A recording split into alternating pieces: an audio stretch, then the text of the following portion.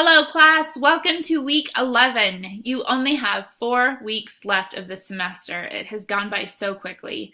So I hope for these final few weeks that we can just cherish the time that we have together and that you'll be able to learn and feel of the Spirit as we finish out these final few weeks. So this week, we're going to be learning about personal financial management. And we've been talking a little bit about this for the last few weeks as you've received reminders about using your expense tracker to prepare for this week. And I think that as with all of our other lessons this semester, these are great reminders about principles of the gospel that are important for all of us, and that also that we can share with our family and our friends to help us to find happiness and joy in our lives. So to get started, so in the overview of your learning materials for this week, there is a quote from President Heber J. Grant that is a great summary of the importance of financial management. He said, "If there is any one thing that will bring peace and contentment into the human heart and into the family, it is to live within our means. And if there is one thing that is grinding and discouraging and disheartening, it is to have debts and obligations that one cannot meet."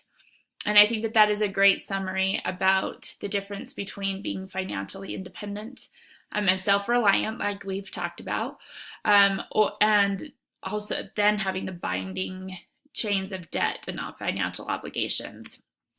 So in the pamphlet, One for the Money, that is provided in the learning material for this week, but also is available on LDS Tools or LDS Library, there's a quote from Elder Marvin J. Ashton, and he said, "The wind and waves will periodically interfere with our chosen course, even in financial matters.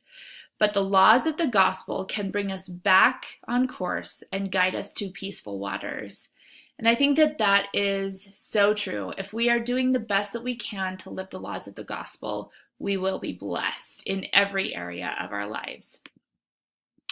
Okay, so a couple of things about this week's gathering. For students in the United States, if you have not already submitted an email to me letting me know that you live here in the U.S. and that your gathering for Thursday has been canceled, please do so.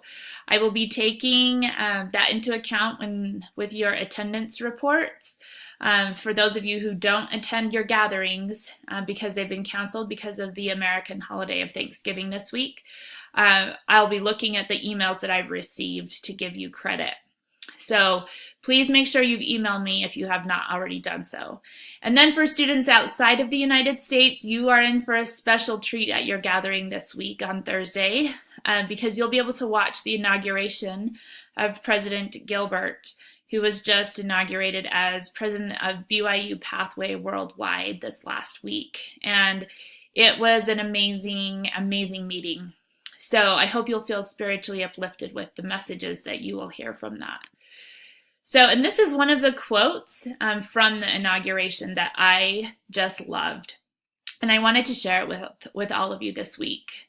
President Gilbert said, "From the young man in Puebla who traveled hours for the first Pathway gathering in Mexico City, to the single mother in Utah, forced into a situation she never planned, to the father in West Africa seeking to provide for his family, to the returned missionary in Boston who never thought college was a possibility, BYU Pathway students are constructing temples of learning in their own lives." And students, I know that this is so true. All of you are making sacrifices to be able to accomplish your experience with BYU Pathway. And as it is Thanksgiving here in the United States this week, I just wanted to tell all of you how thankful I am for all of you, that we are all so blessed to have the blessings of the gospel in our lives. And I have learned so much from each of you, of your testimonies, of the sacrifices and the struggles that are going on in your lives, but yet you are still trying to do everything you can to be successful in the Pathway program, and that you're doing everything that you can to be faithful servants of our Heavenly Father.